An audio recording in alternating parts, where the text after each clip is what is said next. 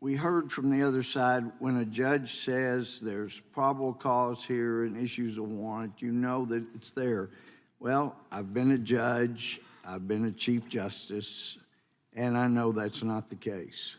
That's why we have appellate courts, and that's also particularly true when it comes to the persecution of candidate Donald Trump and President Donald Trump. We went for years before we found out the true basis of the 6 warrants. It was based on garbage, lies. There was no probable cause there, and we found out we had FBI agents lying, even though one's been found not guilty. The jury said, well, they didn't, since everybody lies to the FBI, it shouldn't be a crime. Well, that's here in D.C., and that's a Democrat. A Republican, of course, would be convicted of that. But that's why our job is so important, because judges are not perfect. And let me just read you, after the deputy director of the FBI, that all of a sudden my Democrat fans are such huge fans of. Oh, and by the way, this information about the FBI hiring a Putin lackey, Danchenko, that didn't come out in the Mueller report. So they either hid it or were incompetent in finding it. It didn't come out in the IG investigation. So he was either incompetent or just actually hid it. And it takes a special counsel 2 years after President Trump's out of office to finally reveal what happened 6 years ago in the Department of Justice dishonesty. And so let me just read from this letter dated September 11th, after the deputy director said, oh, no, there were no violations of security that compromised security. It says, by issuing an absolute denial of your misconduct, talking in the letters to Deputy Director Paul Abadi, you also implicitly claimed that the 2 individuals who reported the misconduct made false statements.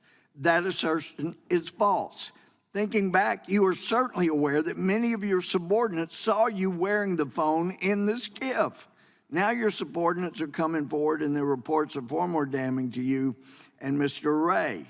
You, Mr. Ray, and the employees on the 7th floor violated national security because you were all too lazy to secure your devices. You failed to set the example, and now you've become the example of what's wrong with the FBI. I was talking to an FBI, actually multiple FBI agents, but a former FBI agent said, you remember back in the 80s and 90s, if we needed somebody to report, we had an indictment, we would call their lawyer and say, you need to report at 9 or 10 or 1.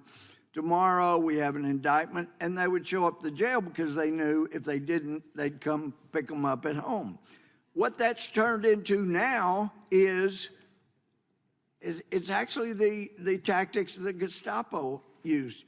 Middle of the night, wee hours of the morning, you bust in, you drag them out of bed, and you don't let them even put on clothes. What happened to the FBI? You drag them out in front of CNN or some other liberal media that you leaked the information illegally to before you did the search, and so that they could film it in their underwear. What happened to our Justice Department? That was not the way they were. They had some decency about them, but they become so political.